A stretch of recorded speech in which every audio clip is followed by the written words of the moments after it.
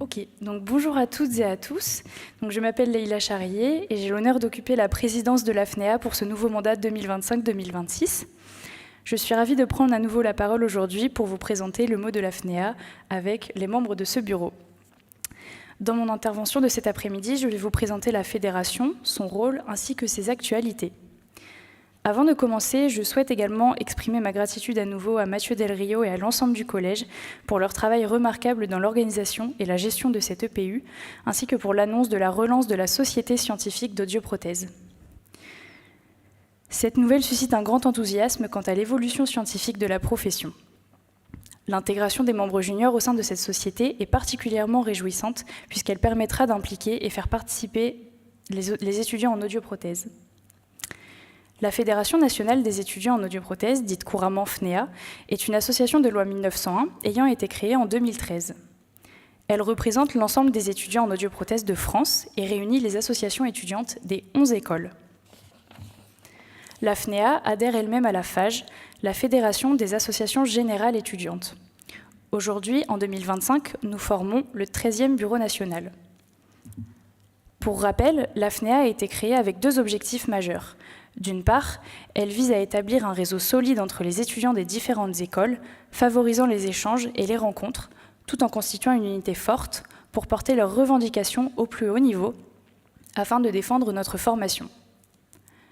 La FNEA permet également d'informer et de former les étudiants au sujet des actualités et de diverses problématiques en lien avec la profession. D'autre part, sa mission est d'encourager et de contribuer activement à la réingénierie de la formation. Depuis plus de 10 ans, la FNEA œuvre pour que cette réforme voie le jour, en veillant à ce que la voix des premiers concernés, les étudiants, soit prise en compte et en considération.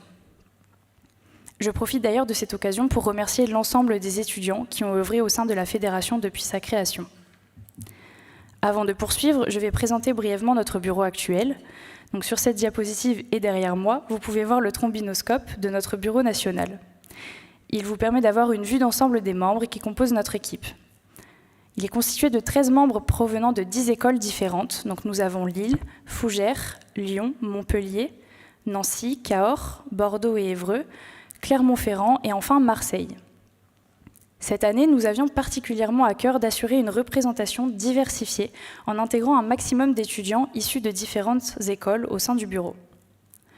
Nos membres sont des étudiants dont le niveau d'études varie de la 2e année d'école d'audioprothèse jusqu'au Master 1. Cette diversité de parcours permet d'assurer une continuité dans la gestion des projets et des dossiers à traiter, garantissant ainsi une transmission efficace entre les différents mandats. Cette année, nous avons également recréé le poste de communication en binôme afin de renforcer notre développement sur nos différents canaux de communication et faire connaître nos projets. Depuis 2015, la FNEA est adhérente à la FAGE et nous avons aujourd'hui la chance d'y siéger en tant qu'administrateur. Nous avons une organisation bien précise qui est illustrée sur la diapositive suivante. La FAGE, ou Fédération des associations générales étudiantes, regroupe des fédérations de territoires et de filières, faisant d'elle la plus grande fédération étudiante de France. Elle joue un rôle majeur à l'échelle nationale, notamment auprès des pouvoirs publics. Il y a ensuite les fédérations de filières, comme la FNEA, qui rassemblent les associations étudiantes d'une même filière, et ce, au niveau national. Nous avons pour mission de représenter et défendre les intérêts de nos étudiants, tant auprès des grandes instances que des pouvoirs publics. Les fédérations de territoire, quant à elles, regroupent les associations étudiantes d'une région spécifique. Par exemple, Gaëlys pour le secteur de Lyon ou la FAB pour la Haute-Bretagne. Enfin, les associations étudiantes d'audioprothèse sont présentes dans toutes les écoles françaises. Leur mission principale est de représenter les étudiants au sein de fédérations de filières comme la FNEA et des fédérations de territoire. Comme mentionné précédemment, la FNEA représente 11 écoles d'audioprothèse à travers les associations étudiantes. Donc nous avons la chance et sommes fiers de compter parmi les fédérations avec l'un des taux de représentativité les plus élevés. Actuellement, nous comptons l'entièreté des BDE parmi nos adhérents, avec l'adhésion récente des écoles de Clermont-Ferrand, donc créée en 2023, et Marseille, qui a ouvert en 2024. Nous avons déjà établi un bon contact avec ces établissements et présenté notre fédération. Comme chaque année, nous avons mené une analyse des coûts de la rentrée. Cette année, nous observons une augmentation des coûts de 3,66% par rapport à 2024. la FNEA soutient l'instauration des mesures comme la gratification de stages normés afin de garantir l'avenir des étudiants sans qu'ils soient limités par des contraintes financières. Pour plus de détails, notamment concernant les données des écoles, nous vous invitons à consulter notre communiqué de presse disponible sur notre site fnea.org. Dans le cadre de nos missions académiques, nous avions réalisé un état des lieux du stage hospitalier l'année dernière afin de quantifier l'impact de la hausse du nombre d'étudiants, notamment ceux étrangers. Nous avons publié un second sondage cette année afin de recueillir des données complémentaires au premier. Les réponses sont encore ouvertes avant l'analyse de ces derniers résultats prochainement.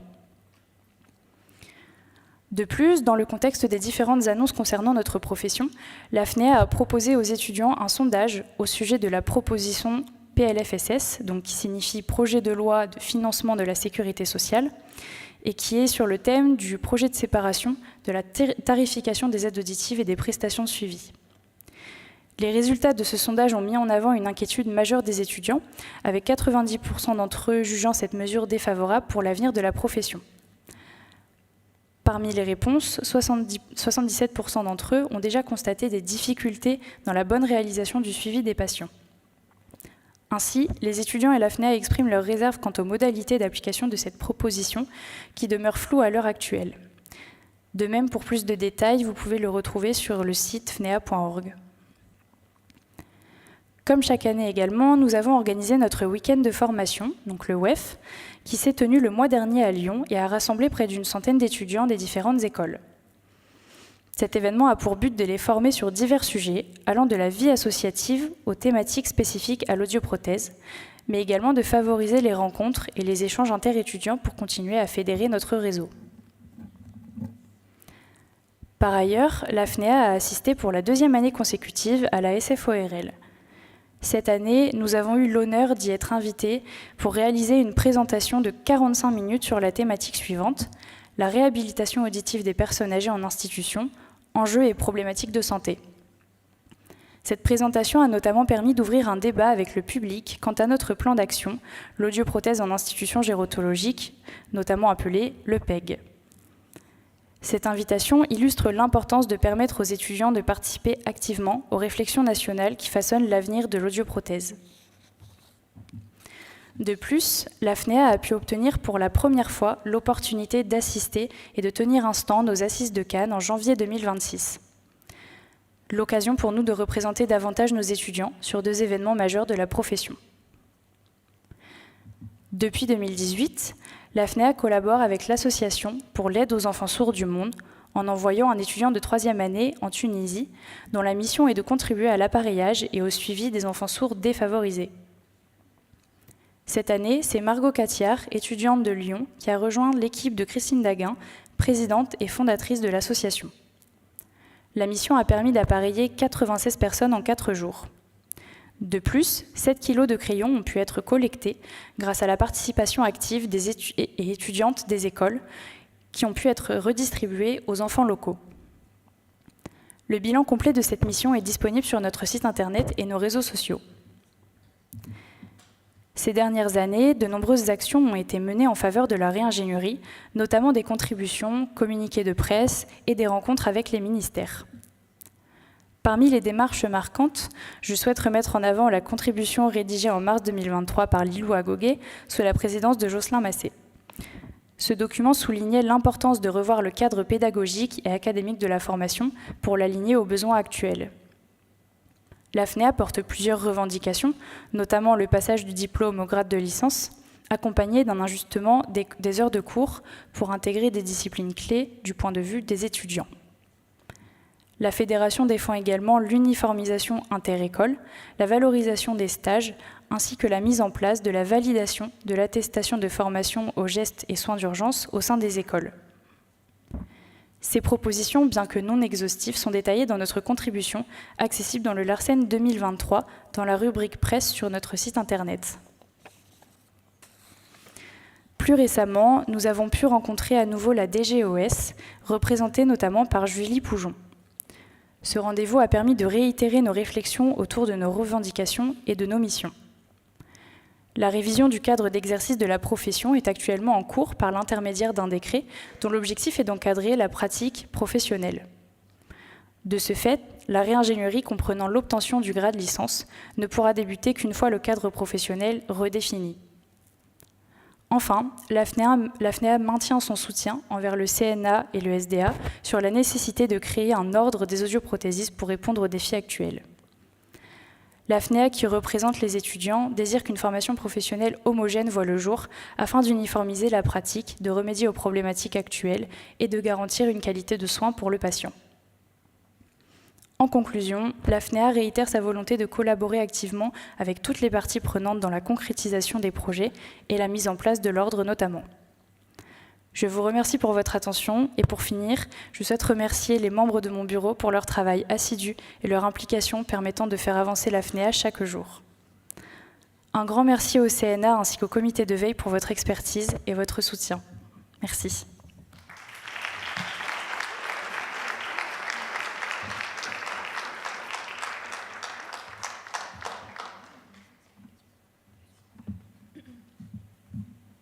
Est-ce qu'il y a des questions ?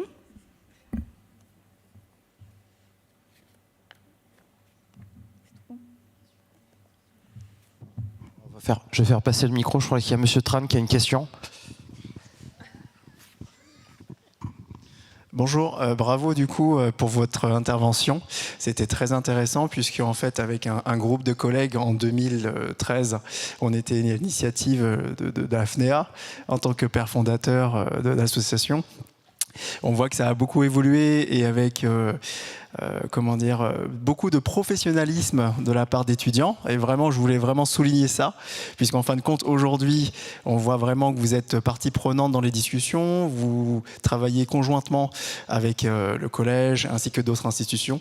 Et c'était vraiment juste une prise de parole juste pour vous féliciter. Et bravo pour votre travail. Merci beaucoup.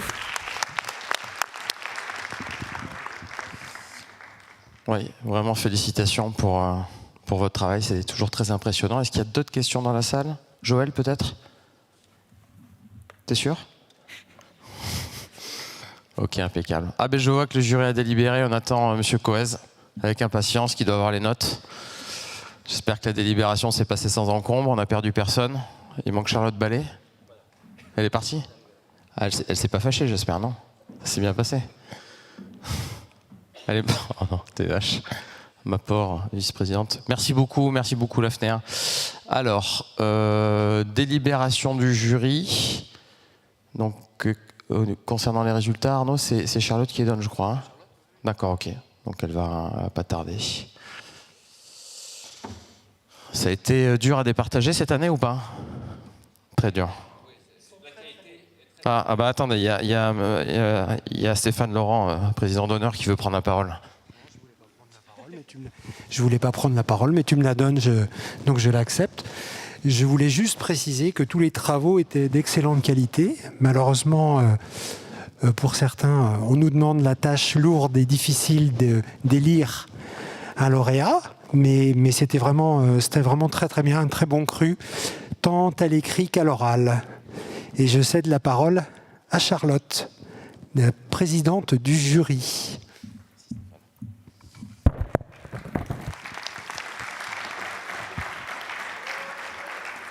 Bon, alors je rejoins complètement Stéphane et c'est exactement ce que l'on se disait il y a quelques instants encore. Bravo, bravo et merci pour le plaisir que nous avons eu à vous écouter tous et toutes cet après-midi. Vraiment, bravo, bravo à tous, c'est ce qu'on voulait déjà vous partager. Donc, j'ai le plaisir de remettre le prix déjà de la meilleure présentation orale à Théo Muraté.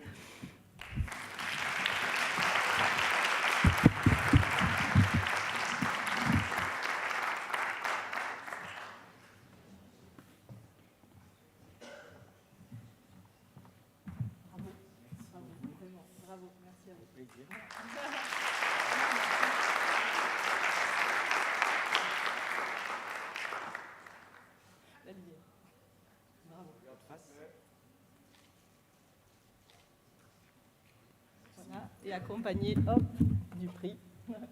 Voilà. Bravo encore, vous pouvez l'applaudir.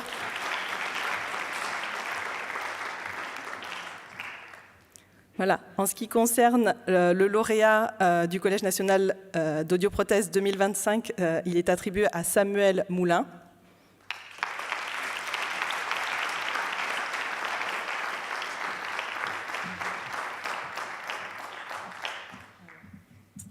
Merci. Bravo, félicitations. Merci. Merci.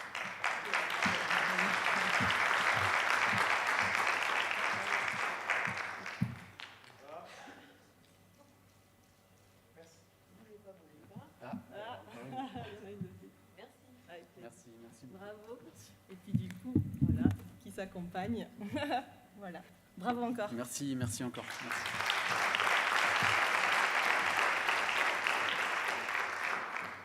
Voilà. Et puis en parallèle, vous avez dû voir à l'entrée l'affichage de posters. Et là encore, une autre manière de la part des étudiants de partager leurs travaux. Et il y a également le prix du meilleur poster qui, cette année, est attribué à Yasmine Wali.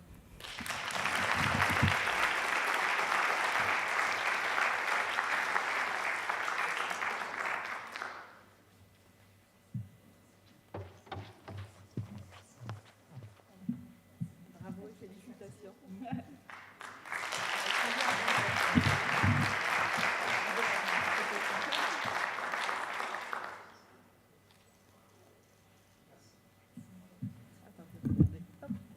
Et voilà. Mais vraiment, bravo à tous les participants.